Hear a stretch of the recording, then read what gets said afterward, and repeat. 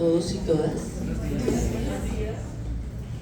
El Instituto de Estudios en Familia de la Fundación Universitaria Monserrate tiene el gusto de darles la bienvenida a nuestro 19º encuentro de maestrantes del programa de maestría en Familia, Educación y Desarrollo. Dilemas humanos, sufrimiento y posibilidades de esperanza. En esta ocasión contamos con la presencia del padre Hugo Orlando Martínez Aldana, sacerdote diocesano, licenciado en Filosofía por la Universidad Santo Tomás, especialista en Gerencia Educacional de la Universidad Pedagógica y Tecnológica de Colombia, magíster en Ciencias Bíblicas del Pontificio Instituto Bíblico de Roma, Italia, doctor en Sacra Teología con especialización en Teología Bíblica de la Universidad Santo Tomás, Angelicum Roma, de Italia, docente del Seminario Mayor de Bogotá, miembro de la Pontificia Comisión Bíblica Internacional, vicerrector académico y director de investigaciones de la Fundación Universitaria Monserrate y miembro del Grupo de Investigación, Estudio de Contextos y Realidades Sociales. Es un honor contar con el padre Hugo, quien en diversas ocasiones nos ha presentado reflexiones concomitantes con aquello propio del acontecer humano a la luz de los estudios bíblicos. Y esta es una dimensión muy interesante, porque nos permite reconocer esa articulación entre la existencia humana como tal y el sistema de creencias, pero también teniendo en consideración que la historia de la Iglesia se entrelaza con la historia de Occidente y la historia de la humanidad. Esta temática de invitación del día de hoy a propósito del sufrimiento humano tiene que ver con buena parte de nuestras preocupaciones como profesionales. Ustedes llegan a los 2 posgrados del instituto motivados y motivadas en particular por esa vocación al servicio, porque reconocen que hay personas que sufren, que requieren ayuda, acompañamiento, escucha, porque a la larga todos y todas necesitamos ser orientados, todos y todas necesitamos ayuda, y en tantos seres sociales, justamente ese encuentro con el otro también nos genera algunas complicaciones, pero ahorita lo voy a ampliar. El día de hoy empezaremos con la conferencia del padre Hugo y yo me tomaré 5 minuticos de tiempo para hacer las usuales palabras de apertura, que a la larga lo que pretenden, como siempre, es invitarles, en particular a nuestros estudiantes, a darse la oportunidad de construir conocimiento, a darse la oportunidad de interrogarse y de socializar el fruto de sus trabajos investigativos, el fruto de su producción intelectual. Tras esas palabras de apertura, le daremos la palabra al padre Hugo y a la profesora Adriana, nuestra coordinadora de investigación, docente de los 2 posgrados del instituto, quien nos va a estar ayudando en el ejercicio de comentar, dar la palabra y hacer fluir estas reflexiones. Posteriormente, a las 10 de la mañana, tendremos un receso que les permitirá a nuestros estudiantes de la maestría salir corriendo a adecuar sus stands de presentaciones de proyectos de investigación, trabajos de grado, propuestas de intervención, todo aquello que nos van a compartir. Entonces, nuevamente, bienvenidos, bienvenidas a este espacio del Instituto de Estudios en Familia. El evento de maestrantes en su 29ª, dije yo, 29ª entrega, se convierte en una apuesta. Usualmente en la academia estamos habituados a suponer que quienes pueden producir saber son de pronto los profesores, seguramente los autores publicados, seguramente aquellos que tienen largas barbas, pero ustedes como estudiantes y especialmente estudiantes de posgrado nos traen a cuento reflexiones muy cercanas, muy contemporáneas y absolutamente situadas que tienen que ver con las familias colombianas, que tienen que ver con aquello que les angustia, con aquello que les hace pedir ayuda, con aquello que hace que soliciten intervención del Estado, con aquello que les vincula a las instituciones educativas. Y en ese sentido, investigar acerca del acompañamiento a las familias y sus integrantes en situaciones críticas como las que les ocupan hoy a quienes van a presentar sus avances de trabajos de grado, es relevante. Hay proyectos vinculados con el abuso sexual, la exclusión, la ruptura de vínculos, la enfermedad, la discapacidad, la migración y el desarraigo, las incertidumbres y preguntas respecto de la crianza y el relacionamiento al interior de las familias, los avatares de los entornos digitales, los retos de las familias sustitutas, de las familias con integrantes en el sistema penitenciario, los alumbramientos y los fallecimientos, las violencias y las complejidades que conciernen a cada generación de manera distinta, a niños, niñas, adolescentes y adultos mayores, las oportunidades de afrontamiento derivadas de los sistemas de creencias, los márgenes de la acción profesional desde diversas disciplinas. Estas son algunas de las temáticas que presentarán hoy nuestros estudiantes de la Maestría en Familia, Educación y Desarrollo. Si ustedes notan, no requerimos hacer mayor despliegue para comprender por qué nos interesan las familias, por qué nos interesan las familias desde esa perspectiva de la diversidad, por qué nos interesan las familias desde una mirada transdisciplinar. Pero insisto, ¿por qué nos interesa y es tan pertinente hablar sobre esos dilemas propios del sufrimiento, de aquello que aqueja a las familias? Hay una expresión que de pronto algunas me han escuchado mencionar, pero yo acá en varios momentos pienso en una expresión de Freud a propósito de las causas de las que proviene nuestro pesar.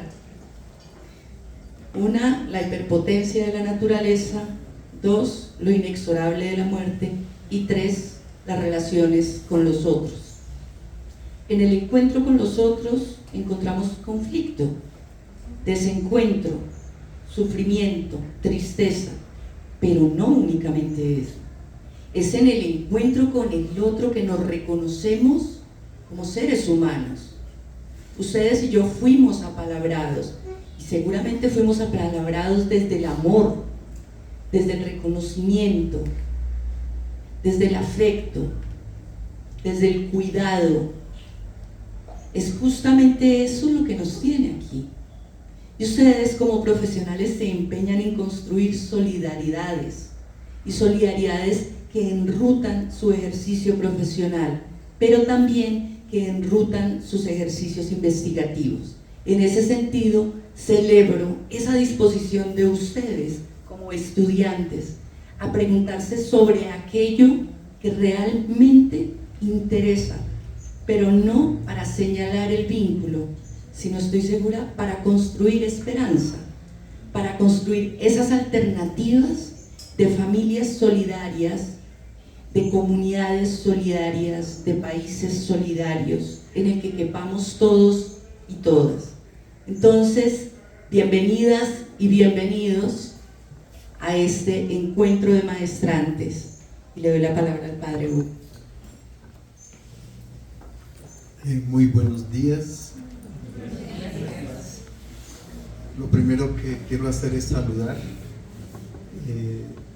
darles la bienvenida a este encuentro, y también como parte aquí de los directivos de la Unimonserrate, agradecerles su presencia como estudiantes por haber elegido esta institución, concretamente nuestros programas de especialización en educación y orientación familiar y de la maestría en familia, educación y desarrollo.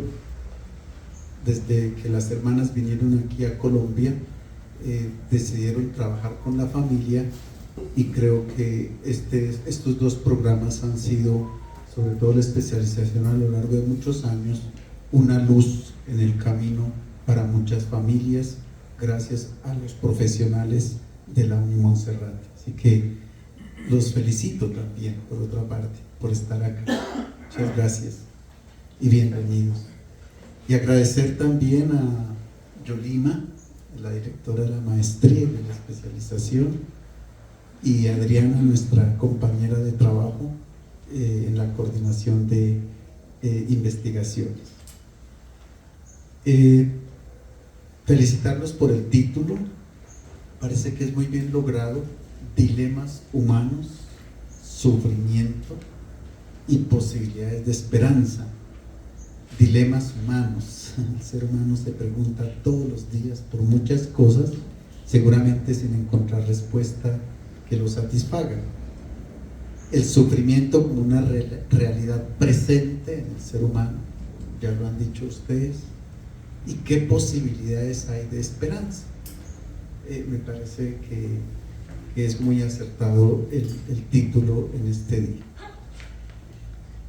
Sin embargo, obviamente, debido a mi especialidad, yo voy a trabajar un poco más el sufrimiento humano desde la perspectiva bíblica, para mirar también allí un horizonte de esperanza, si lo encontramos.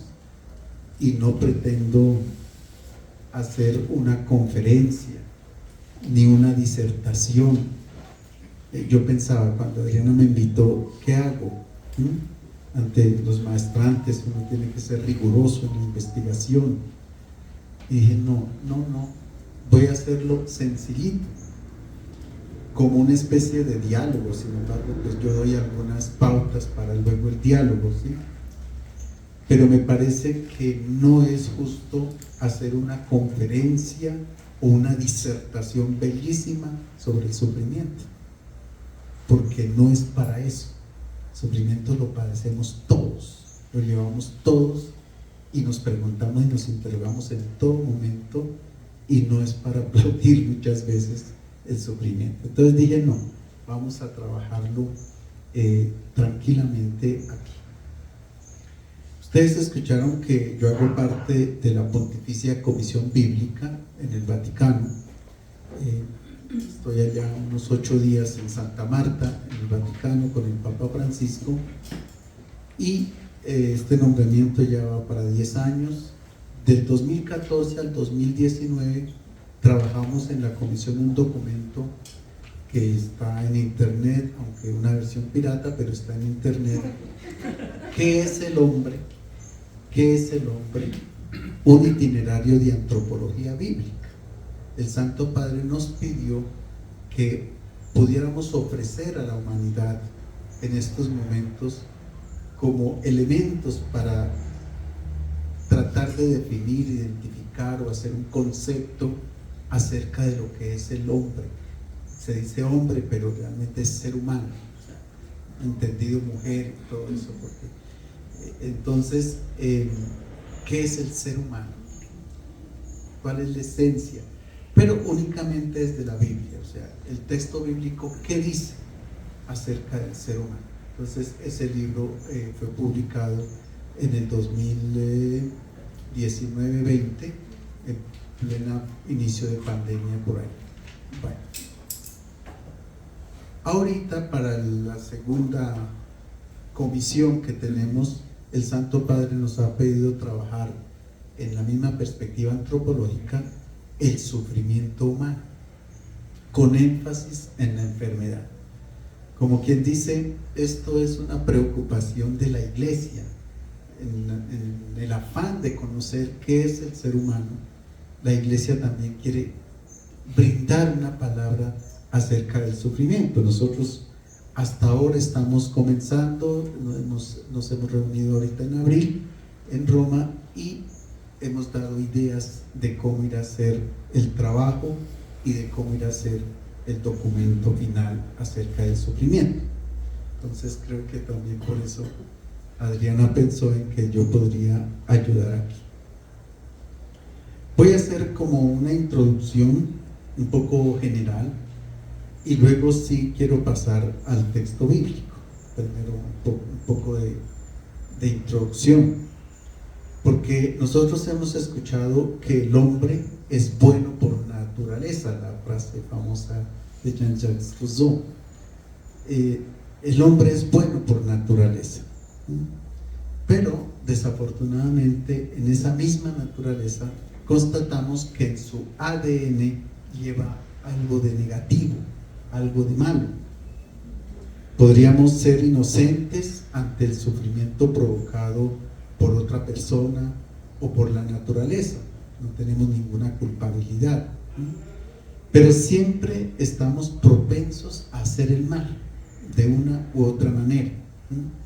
En este sentido, el mal, el dolor y el sufrimiento se convierten en un enigma. ¿Y qué es un enigma?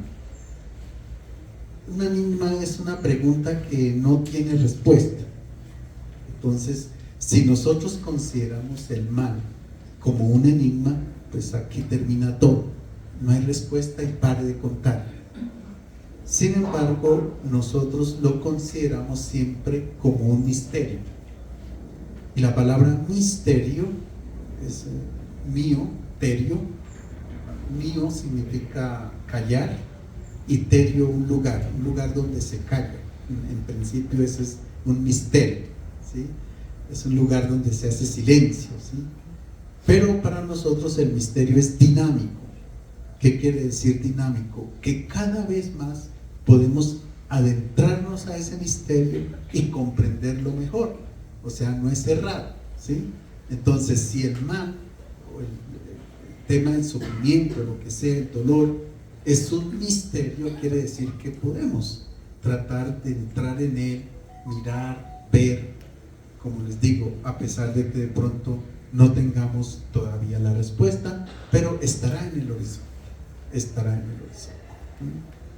Bien, entonces el misterio es como un itinerario, un camino por descubrir. Así no se cae en la desesperación. El enigma puede dejarnos totalmente desesperados.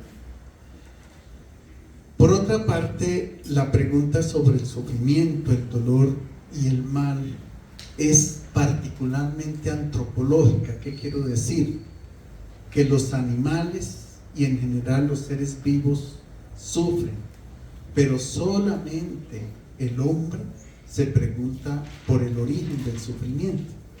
Es capaz de pensar y de decir de dónde viene el sufrimiento. El animal no, la planta tampoco, a pesar de que sufre.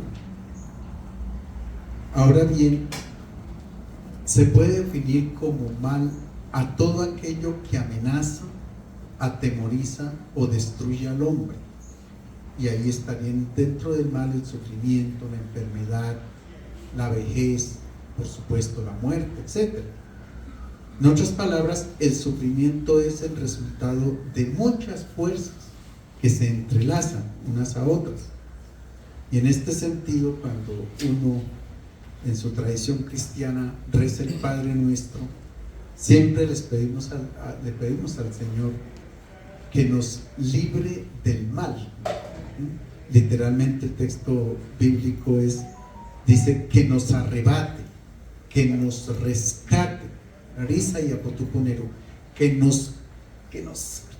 por favor, que nos rescate del mal. Eso es lo que traduce esa parte del Padre Nuestro. Una súplica a Dios de que nos quite ese mal o que nos arrebate ese mal. Y es el mal físico y el mal moral. El mal físico es el sufrimiento de la esclavitud, de la opresión, de la persecución, de la miseria, etc. Son males físicos. Y hay un mal moral que es el sufrimiento del corazón, la vergüenza, la tristeza, el sentido de culpa, la enfermedad psíquica, etc. Todo eso viene del mal que nosotros llamamos moral, procedente del corazón. Como el dolor físico repercute en el ámbito psicológico del hombre, se crea entonces un sufrimiento moral y viceversa. También cuando hay un sufrimiento moral repercute en el aspecto físico. en la ancianidad, la debilidad del cuerpo crea depresión. Por su parte, el estrés que se nos da a todos, o una pérdida de cualquier índole, material, familiar, lo que sea, sentimental, puede originar una enfermedad somática. Están muy relacionados. De ahí la necesidad de comprender al ser humano como una unidad, a la manera semita. Cuando hablo de la manera semita, quiero hablar de los judíos con respecto a los griegos.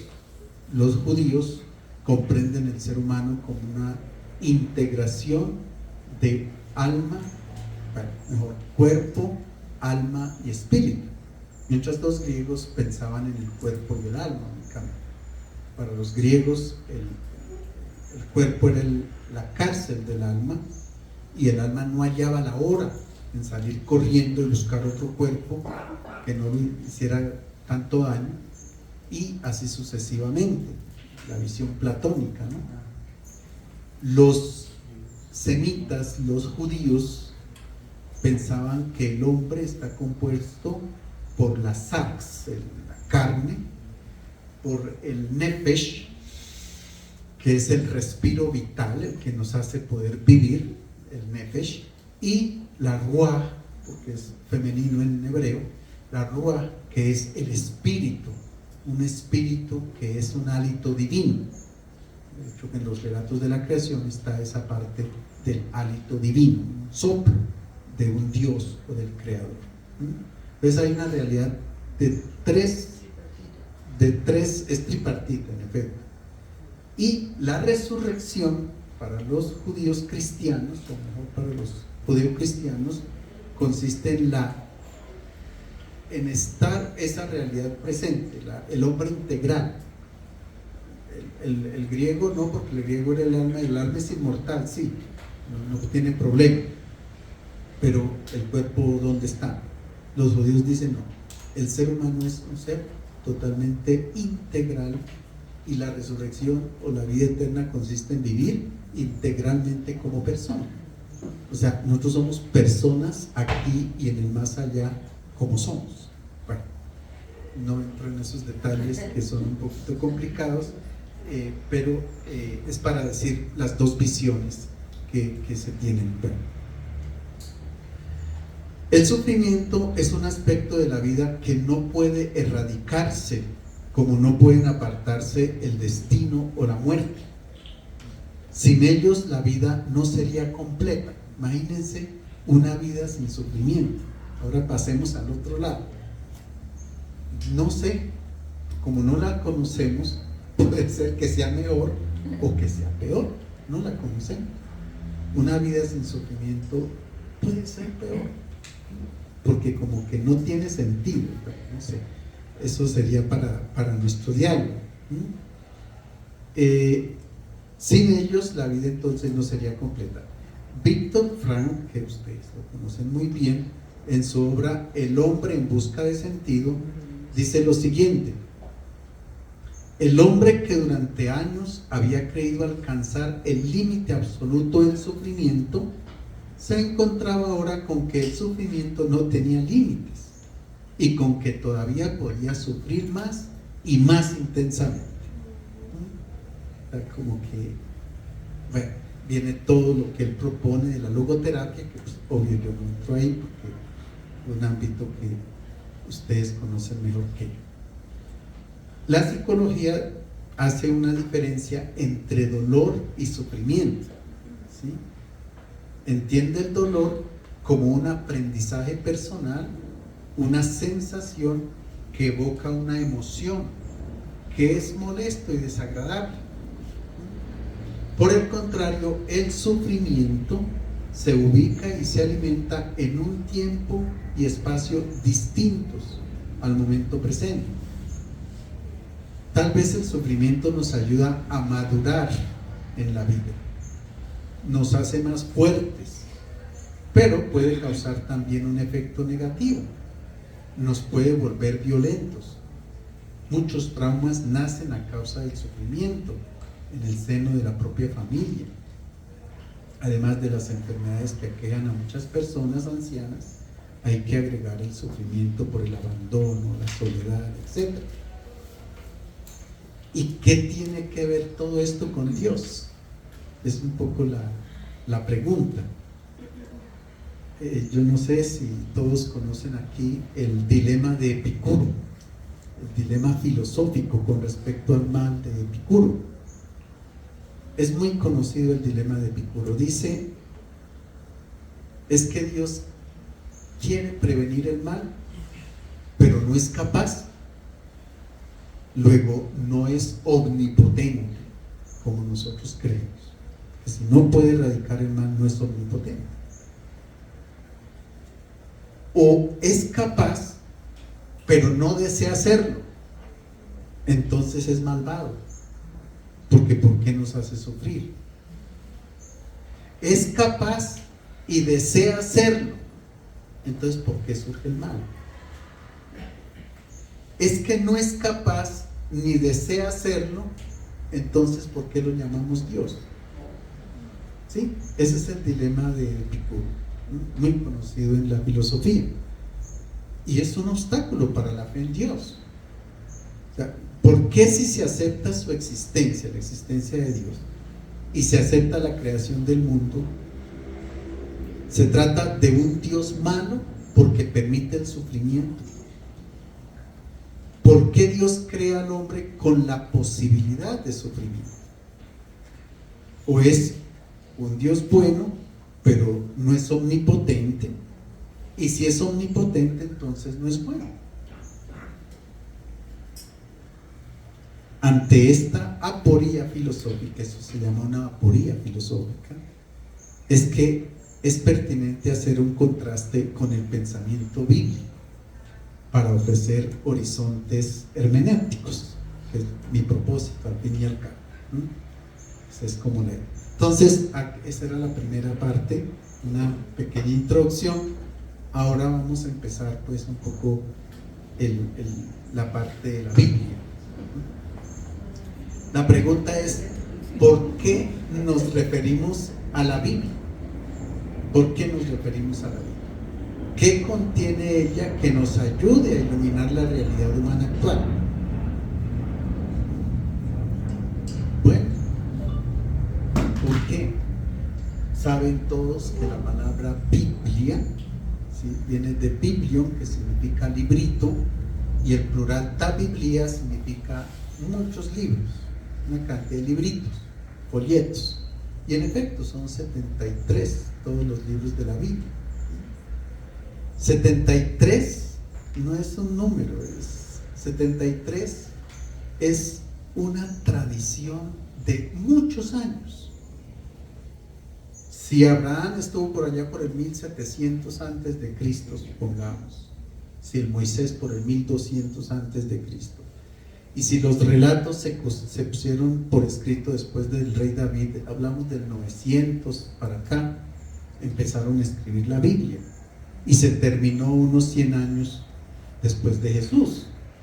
Imagínense ustedes cuántas generaciones, cuántas culturas, cuántas maneras de pensar intervienen en la escritura de la Biblia. Muchos. Por eso es que nosotros encontramos en la Biblia un libro heterogéneo, no homogéneo. Es totalmente heterogéneo. Por eso la Biblia no se puede leer como la esfera. Ustedes saben que para los griegos la esfera es el elemento perfecto. ¿Por qué es el objeto físicamente perfecto? Porque cualquier punto de su diámetro es exactamente igual, ¿sí?, porque por ser redondos, ¿sí? Entonces, cualquier punto de la esfera es igual a otro. Y a veces la gente piensa que la Biblia hay que leerla como una esfera, como si el Apocalipsis me tuviera que decir lo mismo que dice el Génesis, o si Isaías me tiene que decir lo mismo que dice Marcos. No, cada uno expresa en la Biblia diferentes maneras de pensar, y ahí encontramos, si quieren ustedes, utilizando palabras de hoy, el libro más inclusivo que hay es la Biblia. Inclusive, incluyó todo. Incluyeron visiones de Dios distintas, sin ningún problema. Incluyeron visiones del ser humano, del David. No nos da pena a la Biblia decir que le embarró, que cometió adulterio y además de adulterio cometió un crimen. La Biblia lo cuenta. Y nosotros cuando escuchamos dicen palabra de Dios y nosotros te alabamos, Señor. La Biblia lo cuenta. No le da vergüenza el ser humano y trata los temas humanos. O sea, trata, por eso cuando uno va allá encuentra alivio, porque es un libro humanísimo. Otra cosa es que después decimos, pues, obviamente, por ser el fruto de la experiencia humana, también la historia humana es inspirado por Dios, etcétera, es otro tema. Bien, entonces, ¿por qué ir a la Biblia? Un texto milenario, ¿sí? Donde hay muchas cosmogonías, incluso visiones acerca de esta realidad, varias antropologías, varias teologías, ¿sí? Entonces, y es un libro que es capaz de entrar en diálogo con la ciencia, pero a la manera bíblica. Yo no puedo ir a pedirle a la Biblia que me dé la inteligencia artificial hoy. No, hay que ser claros, aunque la inteligencia artificial de hoy sí me ayuda para leer muchos papiros que no eran legibles, y con inteligencia artificial ahí se ve claro, es una bendición. Eso es una bendición. Bueno, pero es para decir que cada rama, desde su aspecto, desde su característica propia, aporta a la humanidad. La concepción del ser humano desde el libro del Génesis, desde los orígenes. Nosotros encontramos dos relatos de creación. Termina uno y dice, ay, tan rico, vea cómo Dios creó el mundo, creó al hombre. Y después comienza otro relato, es que la creación fue así. ¿Cómo así? No fue como me la contó ahorita, porque esa es una tradición. Y luego viene otra tradición que dice, no, fue de esta manera. Y la Biblia nunca dijo, esta es mejor que esta, nunca. Las dos vienen aquí, que las dos tienen su valor. No, nadie es tan bruto como hoy que destruimos todo y decimos eso ya no sirve. No, se conserva porque todo tiene cierto valor. Entonces, en estos dos relatos de la Biblia vemos a un Dios bueno que crea el mundo. Es más, el primer relato le hace énfasis a la palabra, una palabra creadora, y aquí pudiéramos demorarnos todo el día. ¿Qué significa la palabra creadora? O sea, la palabra que produce. O sea, porque cuando hablamos producimos algo, o sea, algún efecto, o hacemos poner de mal genio al otro, o lo hacemos reír, o de alguna manera, pero produce efecto. Y la palabra de Dios produce un efecto creador. Eso es bellísimo. Berechit bara Elohim et hachamayit bet haaretz, dice el texto del Génesis en el primer versículo, en hebreo naturalmente. Comienzo creó Dios los cielos y la tierra. Y viene un juego de palabras muy lindas allá con Berechit y para. Eso, dejémoslo aparte.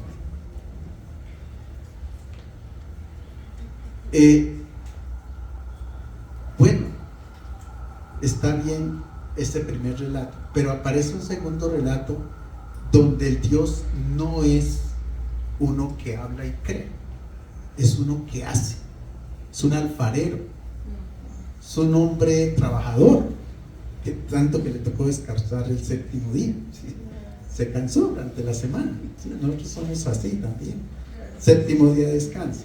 Bueno, este hombre trabajador cogió barro, se inventó al hombre, dijo, mire esto, y le dio un soplo, el Imahayim, el aliento de vida, le dio un soplo y lo puso en órbita. Y dijo, ay, ¿y ahora qué dice? Este hombre está solo. y no encontró el hombre entre toda la creación ninguna compañía ni nada. Digo, ¿y ahora qué hacemos? No, pues hagamos una cirugía aquí, ¿no? Y se pone a hacer, echa anestesia y hace cirugía y dice, cuando el hombre se despierta y ve a la mujer, a la isha, dice, uy, esta sí es carne de mi carne, por fin encontré una ayuda, ¿sí? Por fin encontré a alguien con quien relacionarme. Y entonces así cuenta de una manera bellísima la Biblia la creación del ser humano. Todos nosotros tenemos, hasta en nuestras regiones, un relato que nos explique algo que es mitológico. Necesitamos explicación de por qué estamos aquí, qué hacemos aquí en este mundo. Todos necesitamos de esa explicación, ¿no? Y la Biblia nos ofrece ese relato, ese relato. Bueno, el hecho es que, bueno, obviamente que es una figura, unas imágenes, ¿cómo les digo yo? No son informaciones de un periodista, ¿sí? Son imágenes para ilustrar cómo nosotros fuimos creados y existimos, ¿sí? ¿Por qué dice la Biblia que al hombre le puso un sueño? O sea, lo anestesió y salió la mujer, y cuando se la encuentra ya es mujer? Porque nadie conocemos nuestro origen. Pues nadie conocemos nuestro origen. Nuestro origen lo conocemos porque nos lo cuentan. ¿Quiénes nos lo cuentan? Nuestros papás. Nos dice, oiga, mijito, usted nació en tal parte, usted nació en tal día, y hay qué dolores de parto que le produjo a la pobre mamá. Pero nos lo cuentan. Nosotros no sabemos nuestro origen. Y de igual manera nuestro destino nos lo cuentan, porque nosotros cuando nos morimos son otros a celebrar por allá un funeral, nosotros ya no, nos lo cuentan. O sea, eso quiere decir que el hombre encuentra como algo desconocido para llegar al mundo y algo desconocido para dejar el mundo, para dejar la vida. Interesante. O sea, esa es como nuestra realidad, Ok, pero bueno, y aquí pudiéramos seguir por ese canal, pero no vamos a seguir. El texto dice que Dios puso un límite.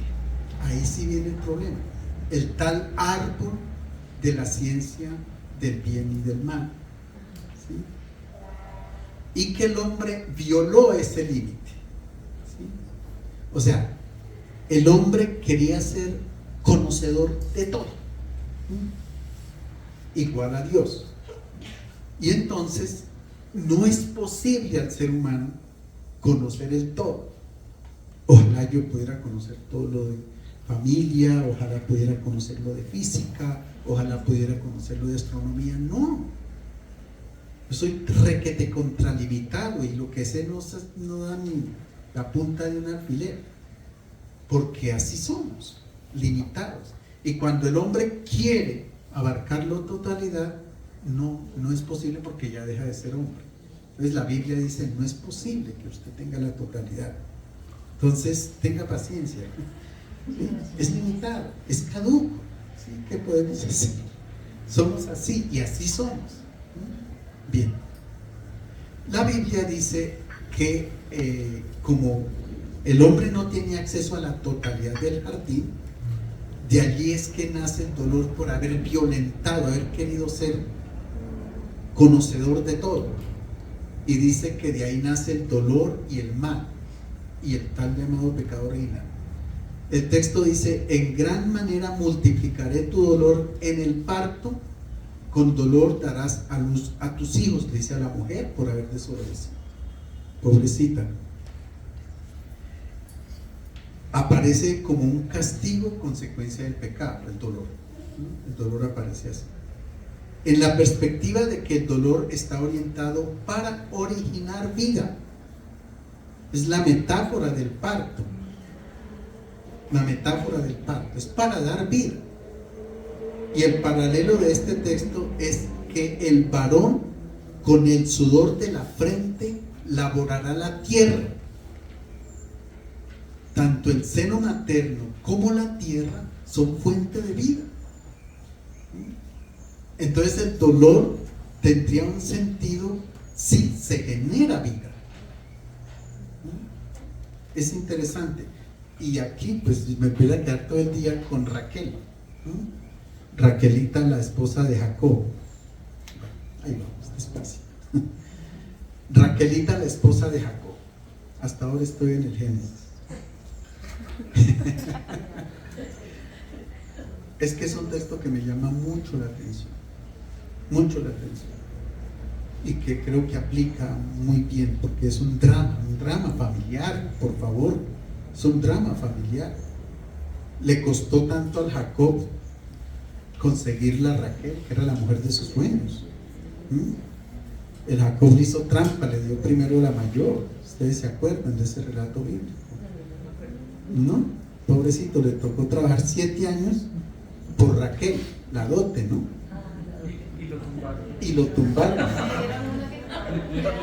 Porque al final dijeron: ¿usted cree que yo le voy a dar a Raquel, que es menor, y cuando esposo a la mayor? Primero la mayor y luego la menor. Pues trabaje otros 7 años, primero coja la más grande y después la más pequeña.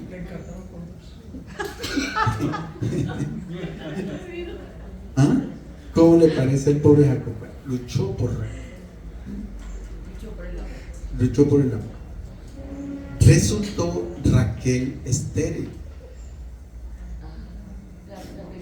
La segunda. No, la que él quería resultó estéril. Es un drama terrible. En la Biblia esto es terrible. O sea, no, por favor, en la Biblia esto es terrible. En la tradición judía esto es terrible. La mujer está para dar vida. Eso es como ¿cómo es que llaman? La episteme, para utilizar una palabra. La episteme. Eso es para dar vida, ¿sí? Si no es así, eso es terrible. Entonces Lía, la mayor, la hermana mayor, sí tenía hijos, y la otra no. Y la pobre Raquel vive su drama y le dice: dame hijos, y si no muero. Finalmente piden a Dios, y Dios concede que Raquel tenga un hijo, y lo llamó José. Yosef en hebreo, del verbo yasaf, que significa repetir. Que por favor se repita, que me dé otro. Por eso el nombre José quiere decir eso. Y entonces que se repita, que me dé otro.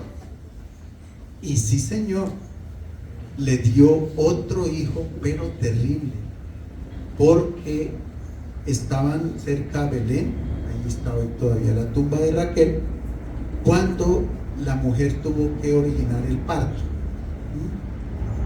y, o sea, dar a luz. Y entonces ella murió en el parto, murió por dar a luz. Entonces le pusieron al hijo Oni, que significa dolor, sufrimiento, porque por él ella murió. Entonces el chinito toda la vida tenía que llevar sobre sus espaldas la culpa, digámoslo así, la culpa de que por él la mamá murió. Y miren la belleza del texto. El texto dice que el papá Jacob le cambió el nombre.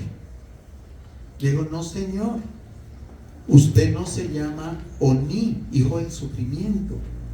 Usted se va a llamar Benjamín, el hijo de la derecha, el hijo de la fuerza, el hijo de la potencia.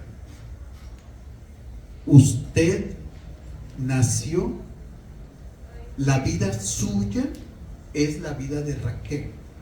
O sea, ¿cómo se dice? La mamá está en el hijo. Luego, su vida, la vida de la mamá no se ha perdido, está en su hijo.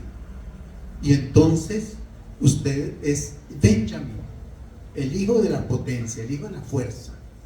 y de ahí tenemos a Benjamín, que es el pequeño de las 12 tribus de Israel, porque la mamá murió ahí está la tumba de Raquel. Todavía quien quiera ir cerca de Belén, ahí se venera la tumba de Raquel.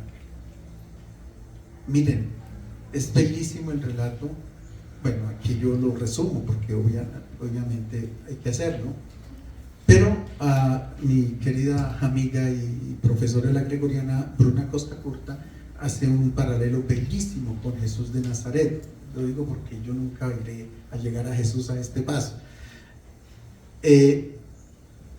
Hace un relato muy bello y analiza la muerte de Jesús. Jesús murió para dar vida. Entonces los que son hijos de Dios en Jesús, hermanos de Jesús, tienen la vida de Jesús, el espíritu que Él donó. Es bellísimo. O sea, la Pascua adquiere un sentido totalmente distinto. No es tanto el sufrimiento cuanto la vida. El sufrimiento para dar vida. Eso es. Bueno, perdón, pero no tengo ningún afán. Hasta donde lleguemos está bien. ¿Qué quiero decir? Hay que superar varias concepciones entonces acerca de la Biblia, porque de ella dependemos mucho, culturalmente y religiosamente. Nosotros somos judíos cristianos, judeo-cristianos. Muchas tradiciones judías que tenemos hoy, cuando ustedes vayan a Israel se darán cuenta que son comunes porque las derivamos de ellos. Entonces, una de las cosas es que ellos decían que hay una solidaridad en el mal, ¿sí? El pecado no es personal, sino social. El pecado de los padres repercute en los hijos. Y así lo dice Éxodo 34, versículo 7. Yo, el Señor, muestro este amor firme a millares que reciben el perdón de sus pecados, pero no doy por inocente al culpable, y exijo que el pecado del padre sea castigado en los hijos, en los nietos y aún en generaciones posteriores. Terrible, terrible. O sea, ¿cómo yo qué culpa tengo de lo que hizo mi papá? Y lo mismo el papá, ¿qué culpa tiene de lo que hizo el hijo? Pero es interesante. El exilio, o sea, los pobres judíos, los judíos han sido atacados siempre a lo largo de la historia. Lo que pasa hoy no es nuevo. El exilio, bueno, primero el éxodo, ¿sí? El éxodo fue terrible, esclavitud en Egipto, de allá fueron liberados. Después, con la invasión de Babilonia y Nabucodonosor, los llevaron en exilio, cautiverios a Babilonia, y de allí algunos regresaron, muchos quedaron allá, pero sobrevivieron.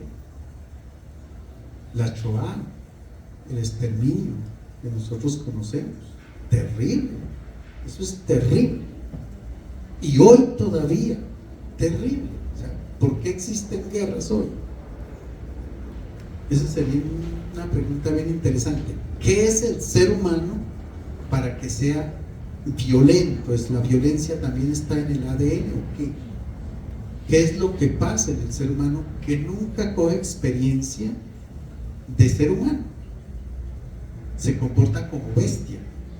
Las bestias pues pelean, tienen razón, hay que pelear por el alimento.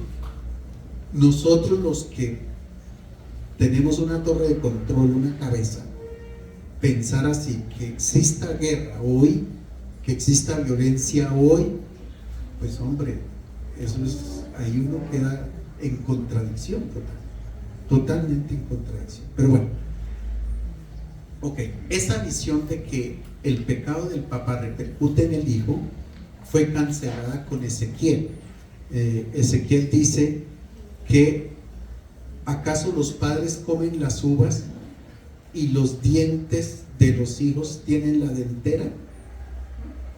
No volveréis a usar más este proverbio en Israel. Nada de eso. Cada uno es responsable de lo que hace, de su propio mal. Y en esto yo les aconsejo por YouTube, hay una conferencia muy buena del profesor Adolfo Royman, que es el curador de los textos del Mar Muerto. El profesor Royman es un genio, un judío de origen argentino, pero que vive en Israel y se dedica a toda en el Museo de Israel, en el Museo del Libro, está allí. Él tiene en YouTube una conferencia bellísima que es de la serpiente al Satán,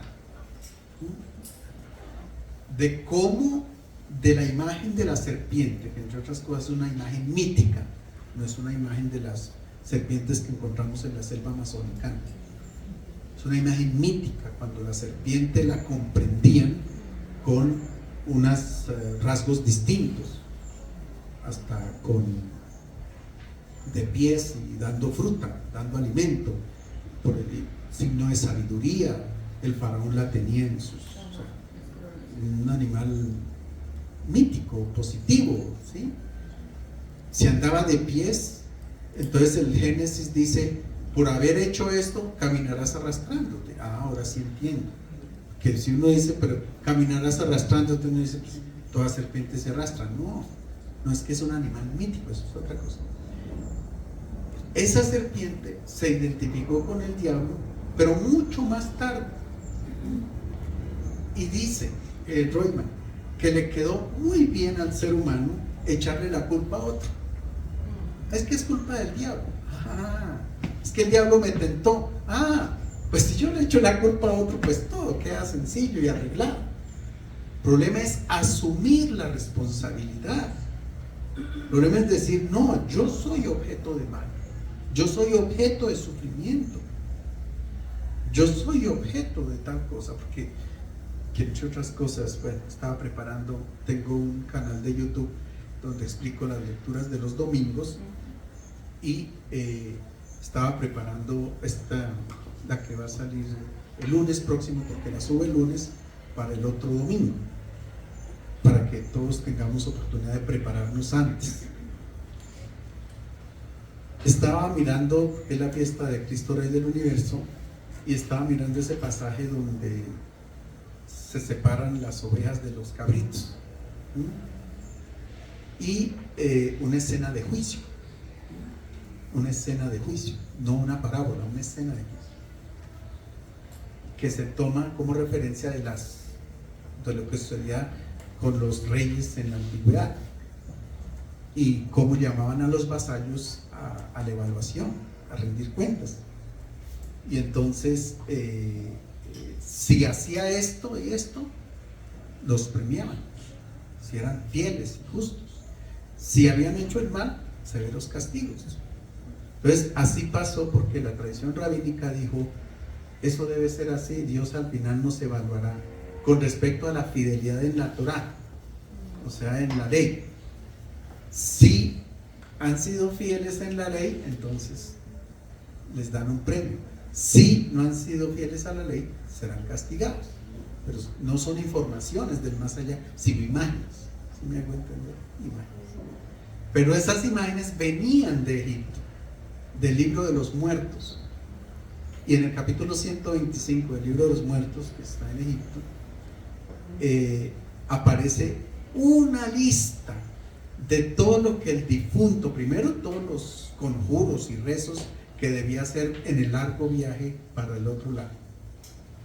Y cuando se presentaban ante Osiris para el juicio, guiado por Anubis, y entonces se presentaba allá y había 42 jueces. 42 jueces era porque 42 eran retenidos los pecados más graves o principales. Entonces, ante cada juez tenía que haber negado haber cometido ese pecado. Y si decía la verdad, obvio que estaba allí el Dios escriba, el Dios de la sabiduría, que escribía eso en el libro de la vida y pasaba pues. Y si no, lo que pasa es que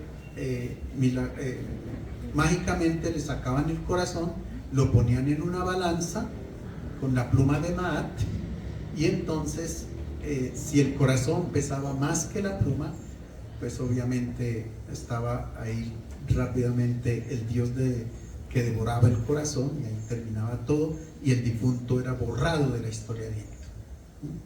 Pero lo digo porque hay una serie de culturas, de tradiciones que nosotros tenemos y que influyen en nuestra manera de pensar, y allí había una serie de pecados, y decía, mire, yo no causé el sufrimiento, que me pareció tan interesante eso. Yo no produje dolor, yo no hice padecer hambre a fulano, yo no hice padecer, yo le presté mi barca para llevarlo, yo hice esto, yo hice esto. ¡Qué lista! ¡Qué lista! Bueno, perdonen que yo me distraje totalmente del tema, pero es porque muchas concepciones aparecen. Como hay que dar espacio al diálogo, espere, le digo, yo trabajo hasta dicen que vamos hasta las 10, ¿no? Trabajo un cuarto de hora más y seguimos No, acá estamos encantados. No. Bueno, ojo con esto. A veces la Biblia dice que bienaventurado el que sufre. Ojo con esto, no. Ya les dije que en la Biblia entran miles de concepciones, pero nosotros nos guiamos por una columna vertebral, que es el pensamiento y las enseñanzas de Jesús de Nazaret, ¿sí? Esa es la columna vertebral que guía a nuestra concepción o episteme cristiana.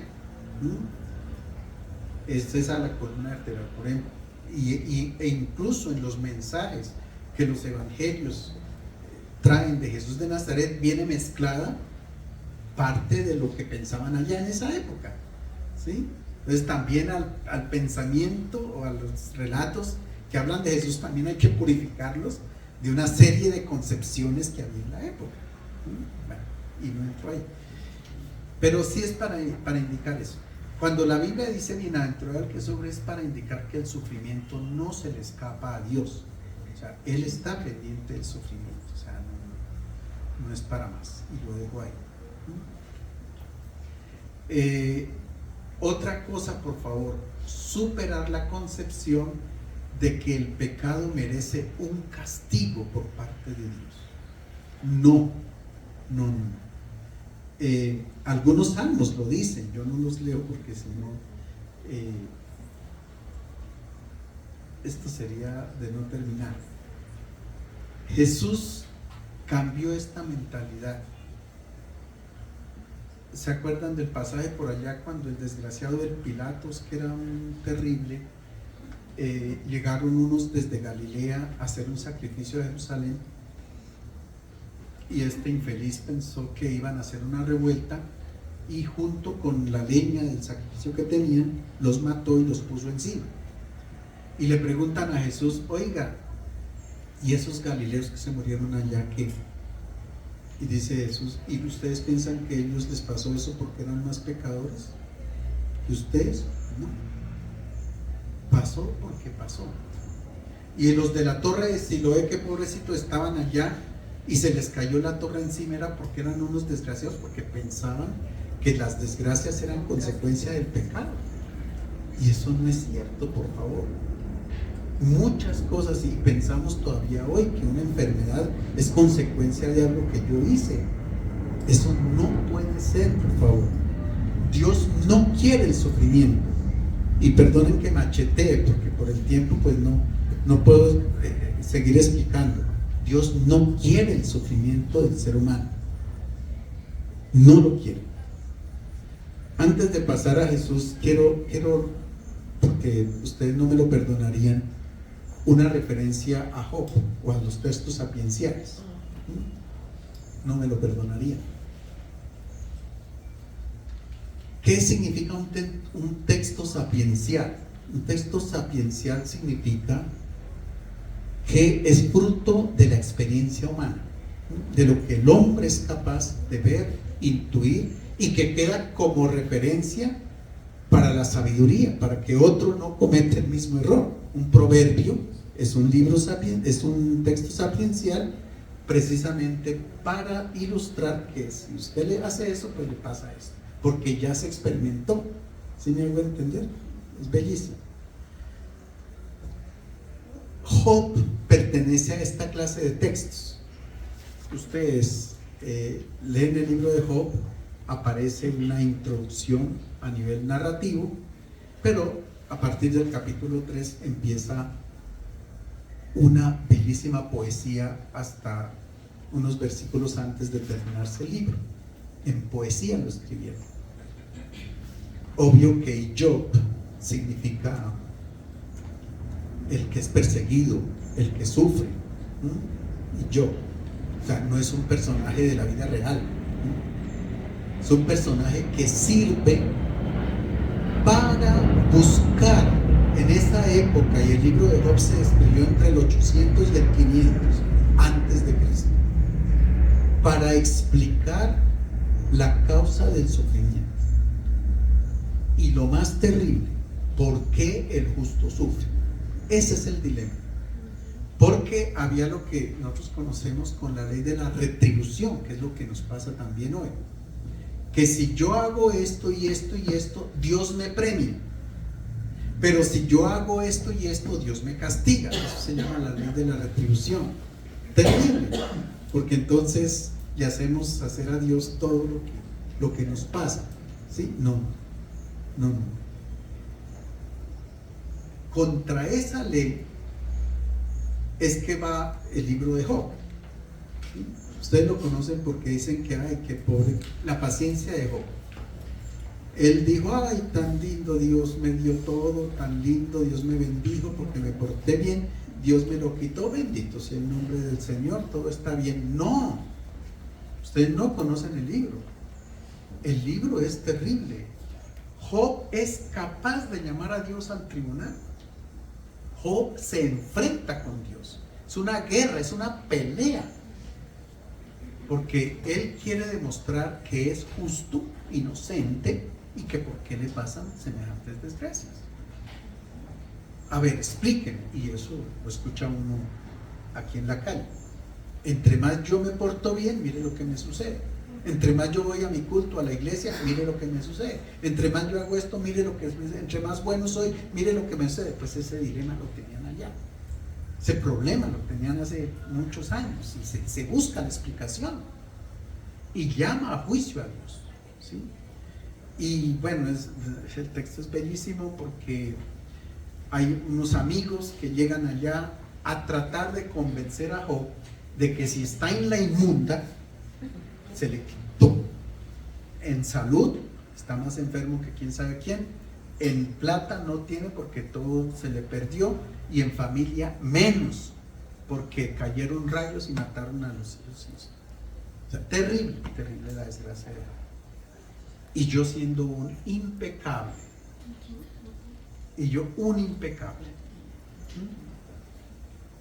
¿Cómo es posible? Y empiezan tres amigos a decir, no señor, hay que defender la doctrina de la retribución. Algo usted hizo que usted no se dio cuenta y por eso está en estas consecuencias. Algo pasó. Entonces Job prueba su inocencia y llama a juicio a Dios. ¿Sí? Estos tres, ese es el problema de frente al dolor. Eso es muy bonito, ir a hablar con la persona que sufre y a decirle cosas. Yo creo que frente al dolor de la persona que sufre, el mejor diálogo es el silencio. Porque es que ni ella ni yo sabemos por qué estamos sufriendo.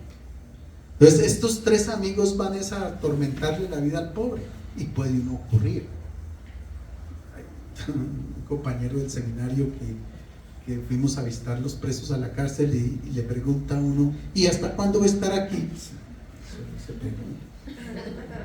Son cosas que no. O sea, y uno vaya a visitar a un enfermo y ¿qué pasó? ¿Pero por qué? ¿Pero por qué? ¿Acaso qué hizo o qué? No. O ya acá y se va a mejorar. O cuando visita uno por un luto, lo siento mucho, ay qué triste, ¿qué va a sentir? no va a sentir lo que siente el que sufre. Eso es un sufrimiento intransferible. ¿Cómo se dice así? Un sentimiento. El sufrimiento es un sentimiento intransferible. Ojalá yo pudiera sufrir por el otro. No. Entre otras cosas, ¿qué es el luto? ¿Por qué la gente se viste de negro? Porque la muerte es negra y uno dice, yo quiero ser solidario con el que se murió, yo quisiera estar en su puesto, pero como no puedo, me visto de negro. O sea, son símbolos como para mostrar la solidaridad con el muerto, y así sucesivamente. Mire que no podemos pasarnos al puesto de muerto, no, pero decimos algo, mostramos algo, porque somos seres de símbolos, de signos. Bueno, pero lo que le estaba diciendo es que el libro concluye, el libro de Job, diciendo que, bueno, llama a juicio a Job, Dios llama, Job llama a juicio a Dios, lo sienta en el tribunal, y allá es donde entablan el diálogo y empieza Dios a decirle, bueno, señor Job, usted me trajo aquí para preguntarme sobre los designios de todo esto. Usted estaba presente cuando yo hice el mar, cuando yo le puse las nubes al mar, cuando yo hice que las nubes trajeran agua y lloviera, y usted estaba presente. Y empieza a hacerle una serie de interrogaciones también a Job, para decir, el Job dice, qué pena con usted, no me equivoqué, usted sabe más que yo, usted conoce mejor el enigma, si se puede, o el misterio del mal que yo, lo siento mucho. Y entonces cuando Job dice, ojalá estas palabras se escribieran en mármol para que no se borren nunca. Yo sé que mi Redentor vive y en el último día resucitaré de los muertos. O sea, aquí hay algo más que nos supera, algo que supera al hombre. Entonces, esa conclusión del libro condena la acción de esos tres que fueron allá a consolarlo, condena la acción. Y dice, el que tiene razón es mi siervo Job, que se enfrentó conmigo para llevarme al tribunal y preguntarme acerca del sufrimiento. Los salmos son a veces una pelea con Dios, y nosotros también, cuando estamos en el sufrimiento, hasta peleamos con Dios, y ese es un modo de oración, es un modo de orar, peleando con Dios, porque queremos explicación del sufrimiento. Y aquí vendría toda la parte cristiana, o sea, Jesús, ¿qué hizo Jesús con respecto al sufrimiento? O sea, es un tema bellísimo, porque pues Él lo asumió. Él es un hijo de hombre, Bar Nashah en arameo, o Ben Adam en hebreo, significa un ser humano caduco, limitado, que sufre, que experimenta todo. Y esto pasó con Jesús de Nazaret, experimentó incluso la muerte, ¿sí? O sea, experimentó el sufrimiento que nosotros conocemos al máximo, y le dio una resignificación. Digo, si esto vale para dar vida, para crear un reino que no sea el de las bestias que dominen, que hagan sufrir, sino un reino movido por las lógicas del amor, donde todos nos ayudamos, todos nos entendemos, todos nos respetamos, pues esto tiene sentido. De lo contrario, no. Entonces, por favor, Dios no quiere el sufrimiento del ser humano, y no es un requisito para la salvación. Mucha gente dice, como yo he sufrido, ya la salvación la tengo ganada. No, es que nosotros nos salvamos sin sufrir. O sea, no había necesidad de que matáramos a Jesús para comprender que nos comportamos como bestias ante un cordero. No había necesidad de eso, no había necesidad de hacer sufrir. Y no hay necesidad de sufrir para decir, entonces ya tengo la vida eterna. No, Dios no quiere eso. Dios quiere que nosotros seamos hijos suyos con una dignidad humana, que vivamos bien, que nos alimentemos bien, que estudiemos bien, que, etc.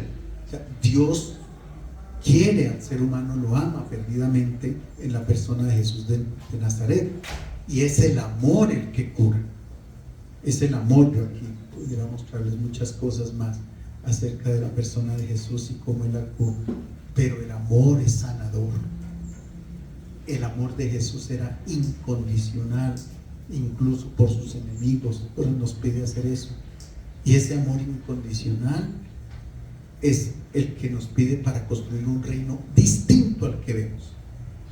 Jesús le dio poder a los discípulos para que vayan a acabar con todo el sufrimiento, enfermedades, demonios, todo para que el hombre sea libre y viva dignamente. Si nos viene una enfermedad, pues es causa de la naturaleza. ¿Qué podemos hacer? Pues somos seres humanos, seres vivos, y así como se enferma una planta, me enfermo yo. ¿Qué puedo hacer? No le puedo echar la culpa a Dios, ¿no?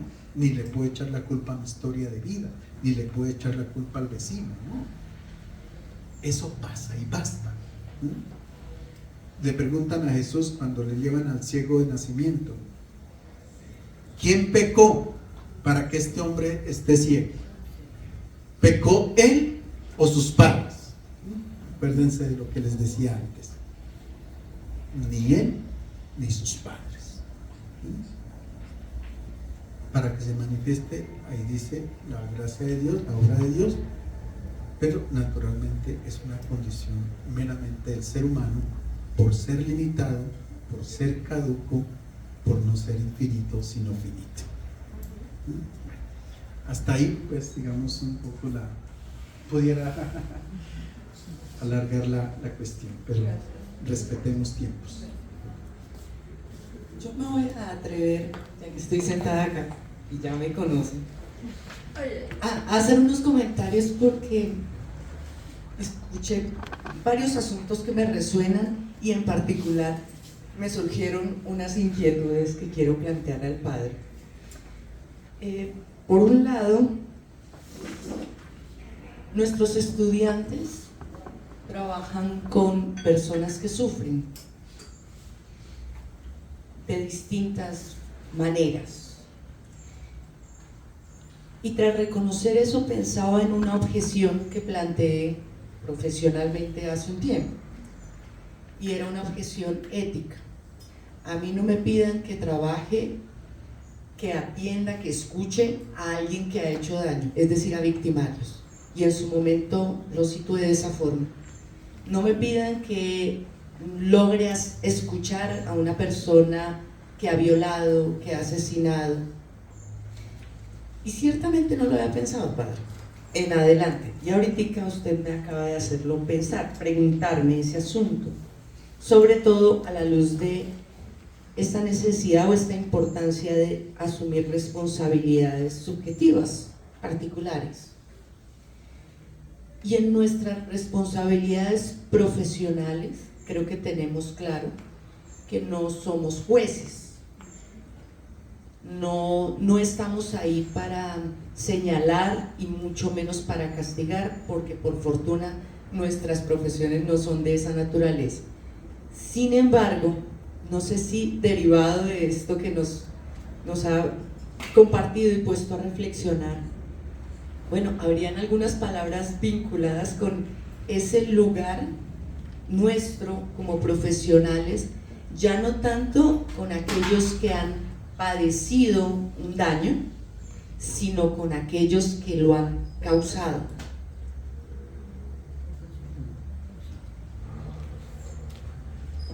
Bueno, me dio esa referencia al amor a los enemigos, ¿no? Que eso es más terrible.